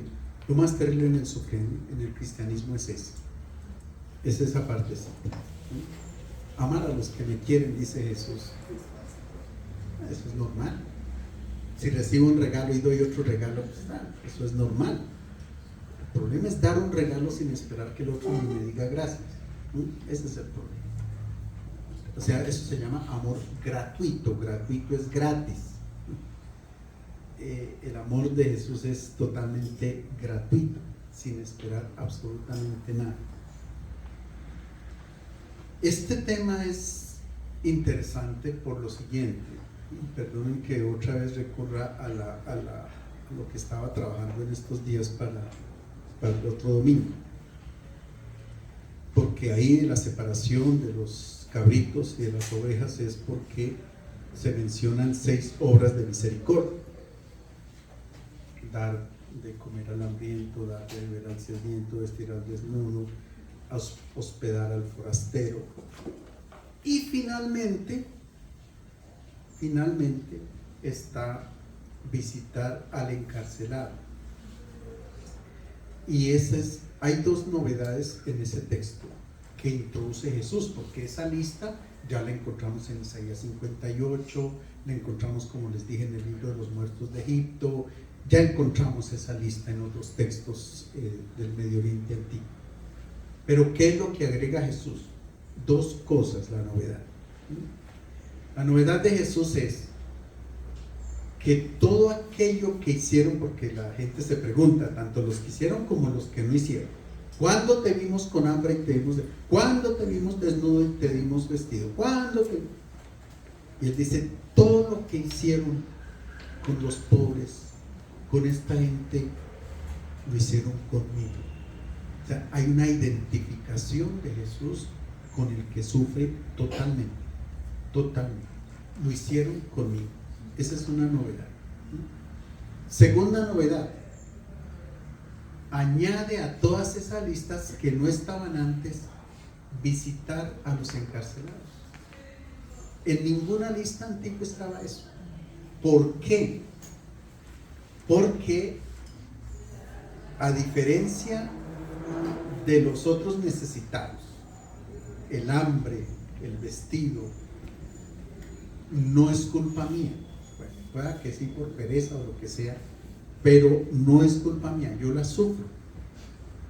Pero el haber cometido algo que me llevaron a la cárcel sí es culpa mía. Y entonces los presos no merecían ninguna clase de piedad en esa época, porque se habían labrado su futuro. Entonces paguen, mijitos, y allá defiéndanse, ¿sí? Esa es una luz de respuesta a la pregunta. La persona que comete el mal se está haciendo mucho mal a sí misma. No porque se vaya a condenar, porque todos somos hijos de Dios y todos entraremos al paraíso, sino porque la vida termina en un fracaso. Ese es el problema. El problema no es más sino la vida de la persona, lo que nosotros aquí llamamos por palabras proyecto de vida. La vida, lo que está en juego a la fin es la vida. ¿Cómo es mi vida? ¿Cómo la proyecto? Y se utilizaban imágenes allá en el tiempo de Jesús. Si usted de su vida hizo un desastre, lo botan a la gehenna.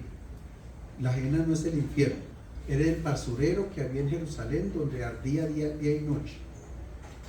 Era un lugar impuro porque era un cementerio, era el lugar donde se ubicaban los leprosos que eran impuros, y era el lugar donde la tradición de Mateo dice que el Judas se ahorcó. O sea, terrible, ¿sí?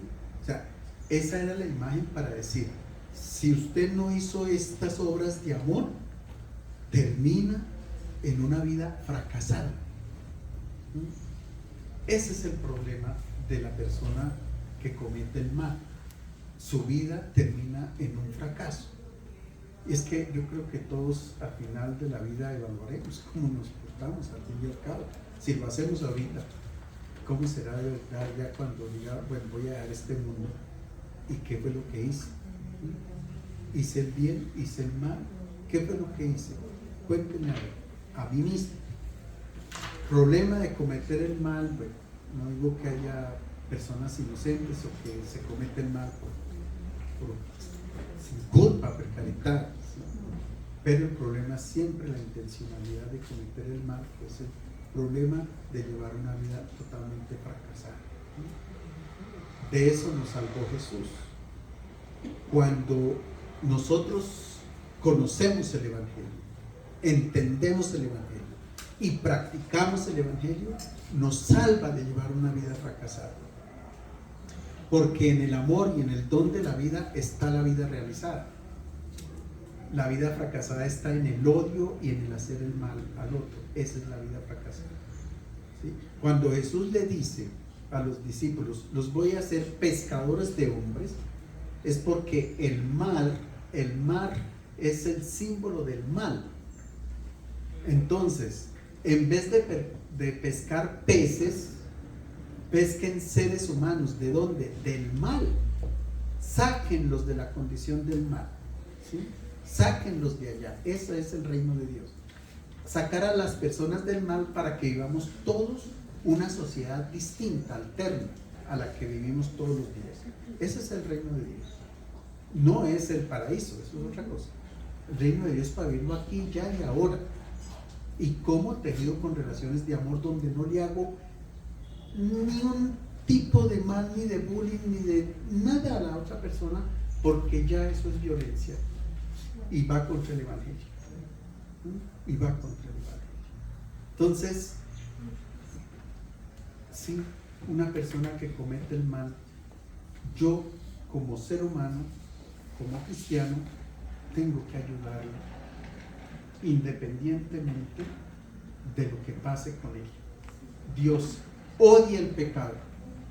¿Por qué odia el pecado? Porque desfigura el rostro humano. O sea, el pecado en la Biblia es comparado a la lepra, porque desfigura, pierde la sensibilidad. La lepra pierde la sensibilidad de la persona. El pecado es lo mismo, pierde el ser humano la sensibilidad como humano y se vuelve bestia. Y de eso nos saca el Evangelio, no a punta de exorcismo ni agua bendita, con el Evangelio, con la palabra. La palabra es la que nos dice cómo nosotros podemos construir ese reino que quiso Jesús, que por eso lo subió, y amando a los que lo estaban matando allí en la cruz. A uno le dijo: hoy estarás conmigo en el paraíso, sin ningún problema, ¿sí? Sin ningún problema, ¿sí? Eso es difícil. Y eso hay otra vertiente que la podría explicar aquí, que se llama el río bíblico, pero no me meto en eso ahorita, porque sería interesante conocer qué es eso, porque es definitivamente dar la vida por el enemigo. Y entonces ya uno de cristiano no juzga, porque no le corresponde. Si la persona está así, se equivocó en la vida, pues Dios no agrega un castigo a otro que ya se hizo mal, no puede agregar otro castigo, y yo menos.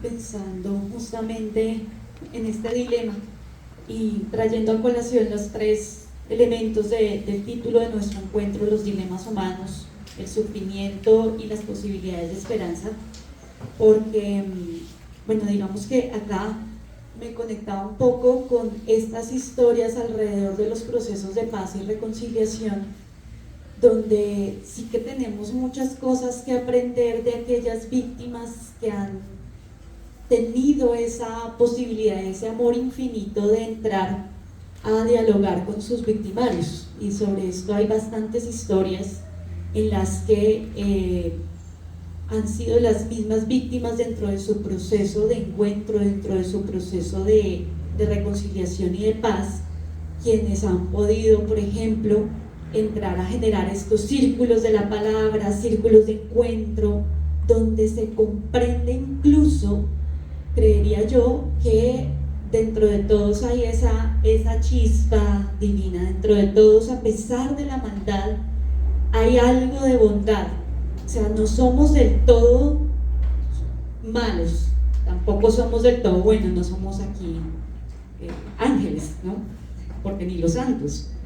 Y eso, digamos, que nos lleva a comprender este tema de la misericordia, de cómo se vive la misericordia en el encuentro cotidiano y en el encuentro con el otro, cuando el otro me ha hecho daño. Y justamente esa posibilidad de encuentro y de diálogo, ese es el verdadero reto. Como hablábamos sobre cómo hablar con quien piensa distinto, cómo hablar y cómo generar ese encuentro con quien ha hecho daño. Y una de las cosas que comprendían, por ejemplo, algunas de las víctimas, hay unos relatos muy lindos sobre las víctimas en el Pacífico que generan unos encuentros con exguerrilleros, y con ellos comienzan a generar cultivos, el trabajo de la tierra, el trabajo de la tierra, trayendo a colación el tema del simbolismo alrededor de labrar la tierra y cómo desde la tierra se renace. Y ellas, bueno, y se comprendía allí que quien tiene esa maldad en su corazón y tiene esas acciones de maldad, han sido también fruto de otros círculos de maldad, fruto de círculos de violencia que se siguen replicando. Y esto incluso también se ha estudiado mucho en la psicología y en la epigenética, que también hay unos estudios muy lindos sobre cómo, por ejemplo, claro, el estar en estos contextos hostiles y contextos de maldad, lo que comienza a generar es justamente unas reacciones en cadena, donde yo me comporto a la defensiva y digamos que parte de mis formas de autoorganización, trayendo a colación los conceptos sistémicos acá sobre cómo nos adaptamos al mundo, parte de las formas de autoorganización es la acción con daño, ¿sí? Pero entonces el poder reformular esos contextos, y por eso me parece tan bonita esta noción de el sufrimiento para la vida y para el renacer, y yo lo conecto aquí con mis cosas hippies y locas del ave fénix, ¿cierto? Que el ave fénix sufre, llora y le duele morir, y aun cuando está ese dolor, desde las propias cenizas renace, y es lo que hacemos justamente día a día con nuestros propios sufrimientos, renacer. Y yo me conectaba mucho con una experiencia de trabajo muy linda de unas egresadas, ya ahorita egresadas de la especialización, que trabajaron con población carcelaria, y su aprendizaje para ellas como persona era: vemos a la persona y no el delito. Y eso es sumamente poderoso si queremos construir sociedades en paz, o no en paz, sino, digamos, esta paz entendida como la posibilidad de diálogo, de encuentro y de amor con el otro. Bueno, de pronto estoy muy romántica ahora, a lo mejor, pero de pronto, claro, el asunto del encuentro con el otro, y ellas decían, ver a la persona y no el delito, implicaba entender que detrás había una historia de más dolor, y detrás de esas máscaras de dolor y de esas máscaras en las que yo genero violencia hacia el otro, habían unas historias terribles de la infancia, de violaciones, de maltratos, de entornos hostiles donde yo no tengo otras posibilidades de accionar, sino que están enmarcadas allí. Y ellas empezaban a entender esas historias también, entendiéndolas ellas, las mismas personas que habían generado el daño resignificaban incluso también su estar ahí. A mí me parece sumamente poderoso esto de entender que lo que nos pasa no es producto de un castigo divino, porque lastimosamente esto es lo que nos lleva a separarnos de lo espiritual, de la espiritualidad. Y justamente el entenderlo así, claro, es como yo no me agencio, si lo vemos en términos de los procesos de agenciamiento, cuando uno trabaja en el proceso de atención a las familias o con las personas, parte de reconocer y acoger ese dolor y entenderlo, claro, no lo podemos entender del todo porque ahí viene esta incertidumbre, que además también encuentro unos diálogos muy bonitos entre todo lo que nos explicaba el padre acerca de la lectura, sí, cómo está esa incertidumbre sobre la vida, sobre la muerte, sobre el conocimiento, y claro, lo que uno intenta asir es comprender ese dolor y cómo se mueve ese dolor y cómo se transforma el dolor a la medida en la que vamos caminando por la vida, y esa transformación también cómo nos lleva a unas construcciones de sentido. Por eso yo me quedaba pensando mucho en esto de qué sentido tiene el sufrimiento dentro de la construcción del sujeto. Claro, y el sentido que comienza a tener es la posibilidad de coevolucionar. Incluso esto también lo presentan distintas perspectivas. Estaba yo conectando un poco esta metáfora alrededor del alfarero y conectándolo un poco con otros asuntos relacionados allí, por ejemplo, con algunas historias alrededor de la cábala, donde se comprende que somos jarrones, y esos jarrones, es decir, hay una fuerza divina, creadora, un Dios que nos crea, y esos jarrones, en la medida en la que, claro, voy conectándolo con los temas de la reencarnación, por eso dije, me puse hippie. Pero, claro, digamos que esto implica, trayéndolo a la cotidianidad, que esos jarrones se van llenando, ¿sí?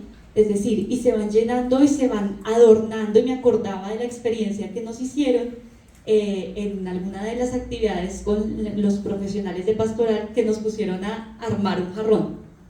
Y el armar un jarrón y cómo nosotros lo decorábamos, eso implicaba el paso por la vida, y era construir a partir de lo destruido, que es lo que incluso lo vemos en esta práctica a mí se me escapa siempre el nombre de las cosas, de los jarrones que recomponen en la tradición japonesa, lo recomponen, y es, venga, esto está destruido, pero de acá cómo reconstruimos.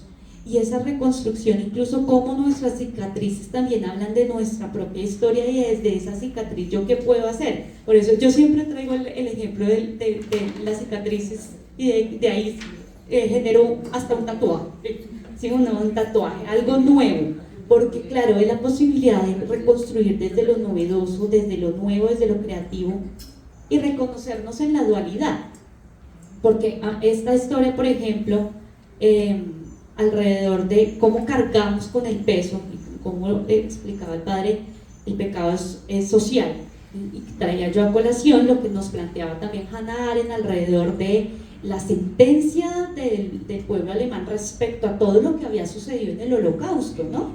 Y entonces desde allí ahí viene también esta noción del pecado social, y cómo reconstruimos y generamos procesos de reconciliación alrededor de esto, de el sufrimiento como una posibilidad de, claro, de renacer, de reevaluarnos incluso, porque claro, si no nos reevaluamos y no nos volvemos a mirar, o sea, esto es volver la mirada hacia sí mismo, y en esa mirada de sí mismo, cómo entonces el sufrimiento también nos enfrenta a nuevas versiones, incluso que tenemos a mundos distintos que desconocíamos incluso de nosotros. Y entonces yo lo conectaba con la canción de Mercedes Sosa sobre la cigarra, ¿cierto? ¿Cuántas veces me mataron? ¿Sí? ¿Cuántas resucitaré? ¿Cuántas veces me morí? ¿No?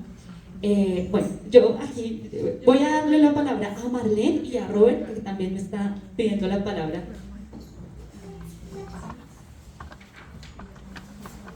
Yo quiero preguntarle al padre, no sé si me salgo del hilo. Bueno, no me quiero salir del hilo que llevan ni mucho menos, pero dijiste algo y no me quiero ir sin escucharlo, padre, sobre ese concepto, si es que acaso es un concepto. Bueno, uno sobre la paz, yo creo que tenemos unas ideas idealistas, será redundante, sobre la paz. Entonces a veces la paz se crea como en un estado, como el agua quieta. Sube el micrófono que no te escucho. Perdón.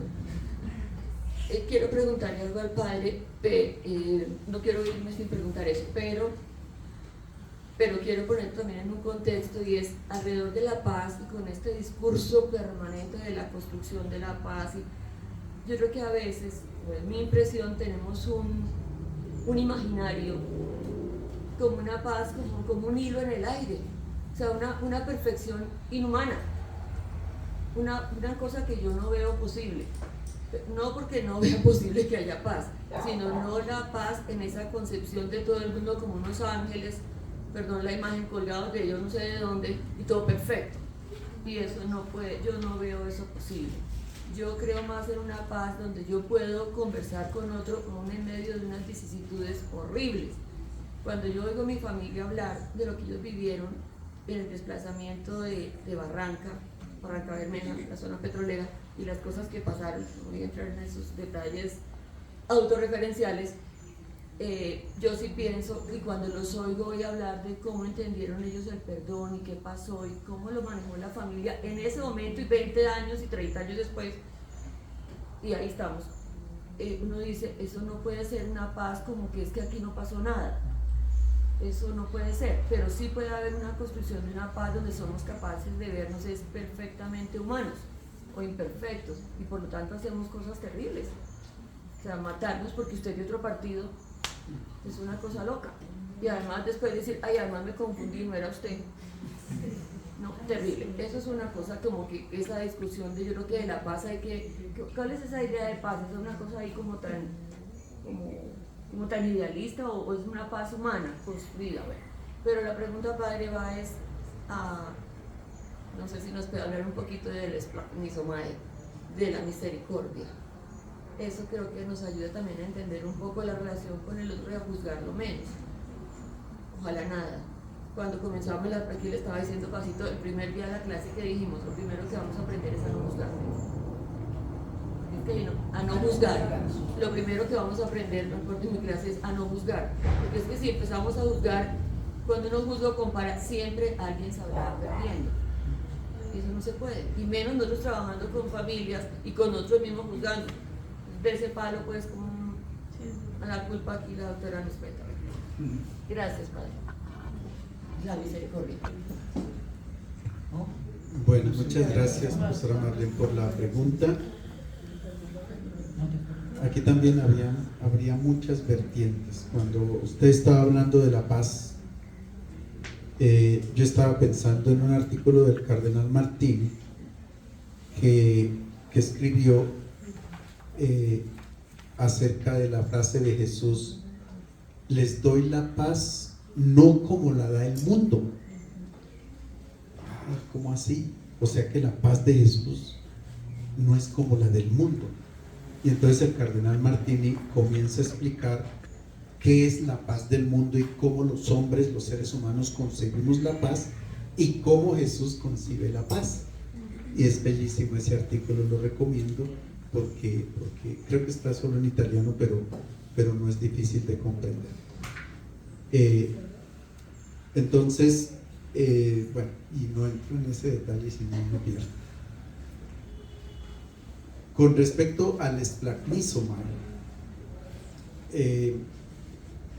ese es un verbo, esplagnizomae, en griego, que viene de otro verbo hebreo, raham, de donde vienen los rahamim. Rahamim son las entrañas del ser humano. Esto de aquí, del estómago que se mueve. Y la idea de tener raham, que es lo que se atribuye a Dios, ¿sí?, es que cuando yo veo una miseria, se me mueve el estómago, se siente algo aquí. Y eso fue lo que sintió Jesús. En muchas partes del Evangelio se dice que se esplagnizos de él, se movió a compás, se le movieron las entrañas y entonces practica la misericordia. Sin embargo, claro, y aquí hago una campaña por la curación del leproso en el capítulo 1 de Marcos al final, porque el verbo griego que se utiliza no es, o sea, hay una variante textual ahí. Hay dos modos de interpretar, porque un copista le cambió el verbo, y el verbo en principio era orgisdeis, de orgisdeis, que significa ponerse uno de mal genio, darle mucha rabia, y lo cambiaron por el plagnisdeis, o sea, se movía a compasión. Entonces, si uno lee el texto, dice que el leproso llegó. El leproso no tiene la culpa de ser leproso. Llegó y le dice: Señor, si quieres puedes curarme. Y dice, lleno de rabia, extendió la mano y lo curó. Lleno de rabia. Y muchos textos, muchas Biblias, ustedes van a ver así. sino que el copista dijo, ¿y cómo Jesús se va a rabiar? Eso no se puede. Eso no se puede mostrar tan humano. Pues sí, si ustedes estudian lo que era la lepra en aquel tiempo, las condiciones de un leproso, los sufrimientos de un leproso, y además las autoridades religiosas de Israel les habían enseñado que la lepra era consecuencia del pecado y que por tanto era un castigo de Dios y que por tanto Dios los odiaba. Eso era lo que el leproso tenía en mente y se lo habían creído. Y entonces Jesús le da mucha rabia de que tengan esa concepción. Extiende la mano y lo jura, y con rabia lo manda donde esas autoridades, donde los que le enseñaron eso, para decir, dígale a ellos, muéstrese a ellos que usted ha sido curado. Luego Dios no te odia, Dios te ama, Dios está cerca de ti, Dios te cura. La rabia no era contra el leproso, sino contra la mentalidad que se había construido. Por eso el Evangelio habla de una metanoia, un cambio de mentalidad. Para poder abrazar el reino de Dios se necesita un cambio de mentalidad. Porque si yo pienso con los valores de este mundo, con todo lo de este mundo, no puedo entrar en el reino, porque los valores de este mundo son totalmente, a veces, contradictorios con los del reino. Entonces, la misericordia de Dios es infinita, lleno de amor por el pecador, y si le puedo atribuir el odio, lleno de odio contra el pecado. Esas son dos cosas totalmente distintas, ¿sí? Lo que ustedes decían, no se ve el delito, se ve la persona, y eso fue lo que Jesús hizo, ver la persona y ver cómo nosotros mismos, por nuestras mentalidades, por nuestras hermenéuticas, por todo eso de la realidad, hacemos sufrir.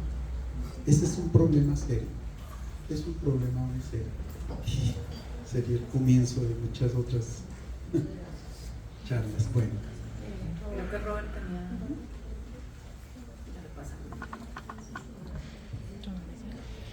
Listo. Es muy interesante. Tus enunciaciones, me gustan muchísimo tus enunciaciones y me quedo en unas. Tú dices, cuando hablamos, producimos efecto. Eso es poderosísimo, sobre todo en la historia de uno. Después, eso que hablamos, tú dices, nos cuentan nuestro origen. Me da a entender que, en efecto, nosotros somos esa cuestión que es historia y narrativa. Yo pensaba en historia somos, con lo que dice la profe, narrativa seremos. Es una cosa muy, muy bonita de lo que tú expresas. Y también cuando hablas del dolor, precisamente el dolor está originado para dar vida, es lo que tú enuncias, sí, claro que sí. Pero hablas de algo más importante, que es el acto. El acto, yo creo que es una cosa muy distintiva del ser humano. Tú dices, cada uno es responsable de lo que uno hace. Asumir la responsabilidad. Creo que también eso hace parte de la historia y de las cadenas de significantes, pienso yo.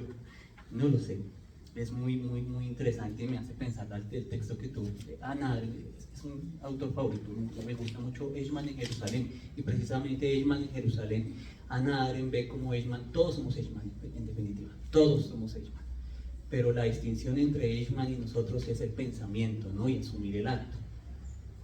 Es definitivamente lo que Ana Arendt expone con la banalidad del mal, no sé.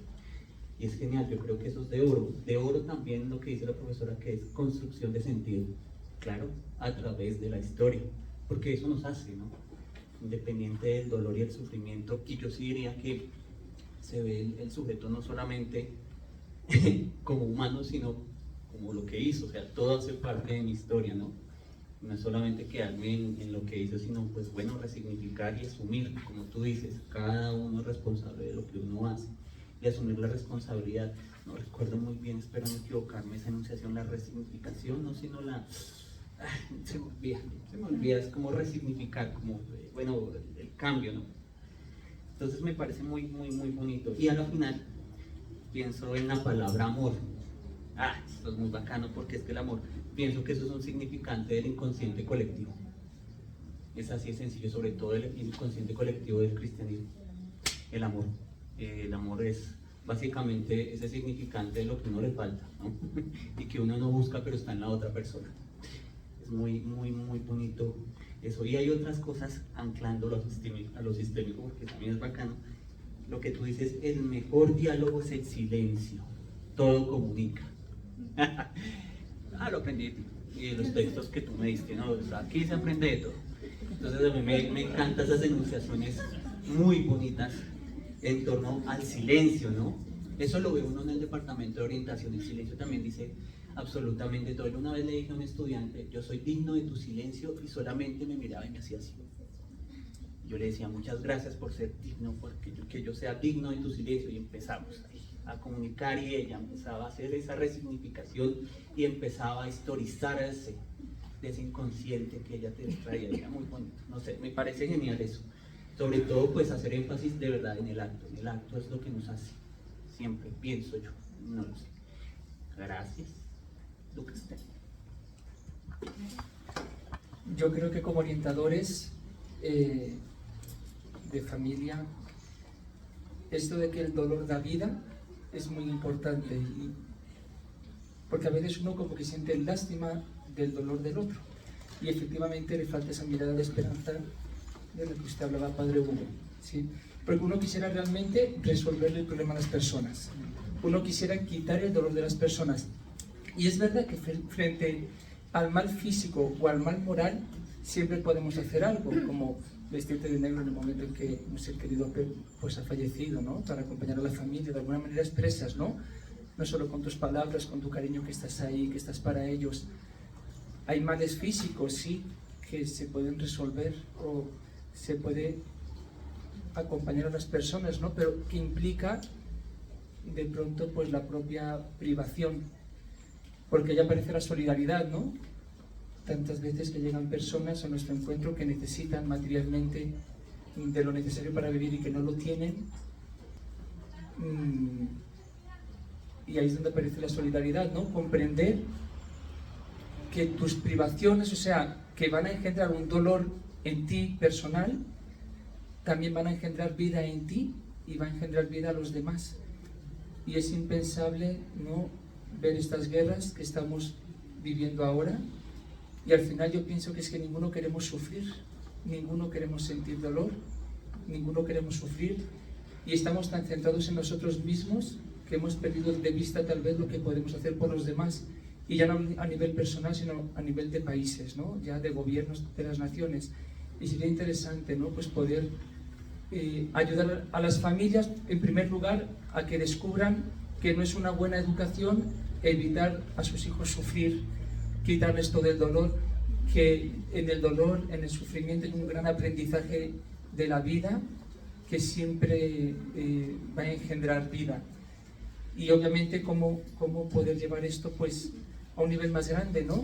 Realmente ceder un terreno, perder unos kilómetros en un cercado por un problema de herencias, pues ceder 2 metros por no perder la amistad de tu hermano, ¿sí? Yo creo que es algo a lo que había que apuntar y trabajar. Gracias. Apunte con lo que dice, con lo que plantea Lucas.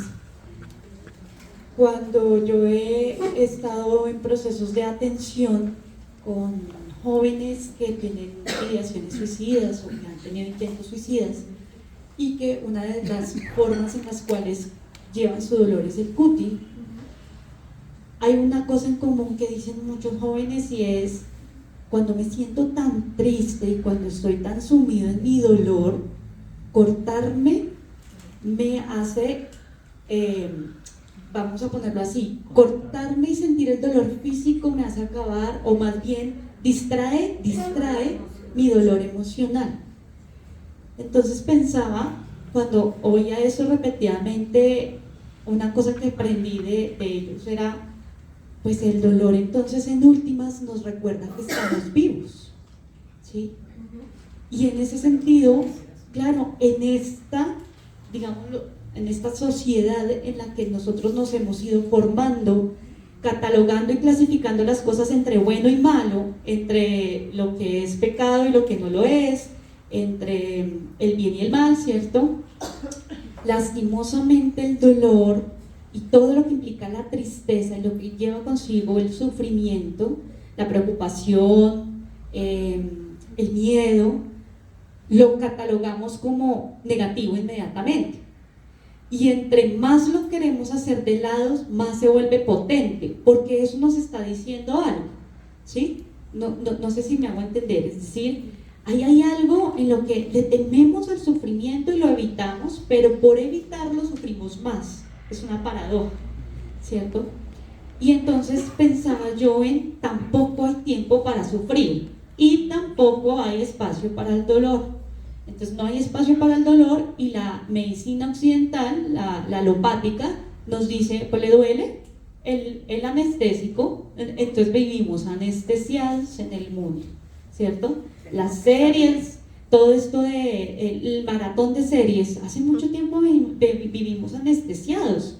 Entonces, para evadir incluso nuestro propio sufrimiento del día a día, pues nos enchutamos a una serie y hacemos toda la maratón de serie en Netflix y así nos anestesiamos con muchas cosas.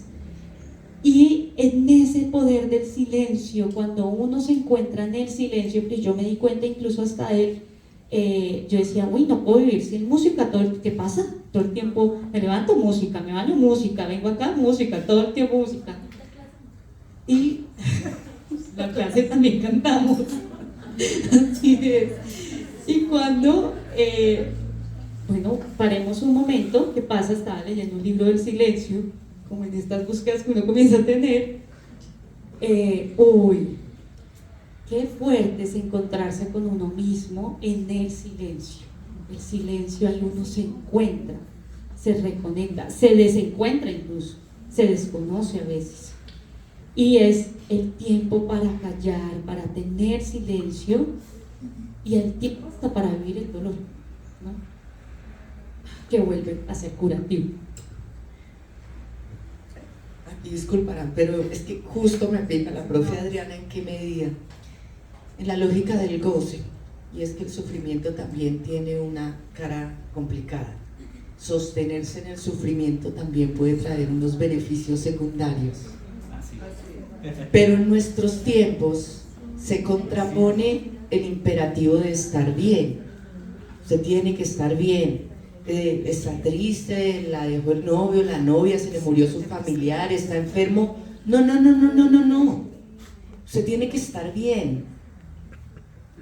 No llore mucho, no se ría muy duro. Manténgase sereno, tranquilo. Para que usted pueda mantenerse eficiente, entonces haga la pausa cada 50 minutos porque usted tiene que mantenerse ahí, en esa realidad de mermelada, decía Estanislao Zuleta. Y entonces como que creo que el Padre nos provoca a pensar en esas distintas caras. Yo en algún momento pensaba, a partir de ese enunciado del sufrimiento como algo intransferible, pero también me preguntaba, ¿será que el sufrimiento se desliza? ¿Será que se contagia? Porque a la larga, creo que en el vínculo, cuando alguien sufre, es probable que de distintas formas, en ese torrente de vida, aquel sufrimiento que padece se mueva y se deslice hacia otros. Así lo pensaba en ese deslizamiento, pero también pensaba en cómo nos afecta el sufrimiento de los otros. Esta semana, en un espacio en el que estuve externa, pues haciendo una presentación, casi que nos acercábamos en algún momento a la pregunta de ¿qué puedo hacer yo profesional que atiende el sufrimiento para no volverme loca con todo lo que escucho? Porque esa es la otra cara, Robert. Entonces la palabra tiene un lugar, el silencio tiene otro, pero ¿qué pasa con quien es receptáculo de todos esos sufrimientos? O sea, no solo los propios, sino esos otros, y esos que necesariamente lo conmueven, porque a la larga para eso estudiamos, ¿sí? yo siento que hay una cantidad de cuestiones abiertas que me parece maravillosa, y por lo que he notado en las caras creo que esa circunstancia y ese empuje nos sostiene aquí. Creo que es muy interesante tener espacios en la academia para hablar de cuestiones como el amor, el sufrimiento, la vida, la muerte, el silencio, porque a la larga esto es lo cotidiano, esto es lo que hace parte sensible de la vida, y esto de alguna manera seguramente, si bien uno genera una respuesta, el padre Hugo insistía en esta cuestión de por fortuna no podemos saberlo todo. Yo sé, esto los he planteado en otro momento. Eso es maravilloso, eso le quita a uno una responsabilidad. No tengo que saberlo todo, pero entonces sí puedo saber un poquito. Creo que me arriesgo a decir que hemos cumplido generosamente con abrir inquietudes, con también escuchar estas reflexiones bíblicas desde una perspectiva seguramente distinta a lo que habíamos supuesto y a los caminos que hemos recorrido, porque entonces son reflexiones puestas en contexto en el hoy y en el ahora de manera sensible, insisto. Sé que es que yo ya los empiezo a ver desfilar allá en la puerta, me parquean allá, miran el reloj, sea que vamos, pero quisiera pedirles por favor un fuerte aplauso para el padre Hugo.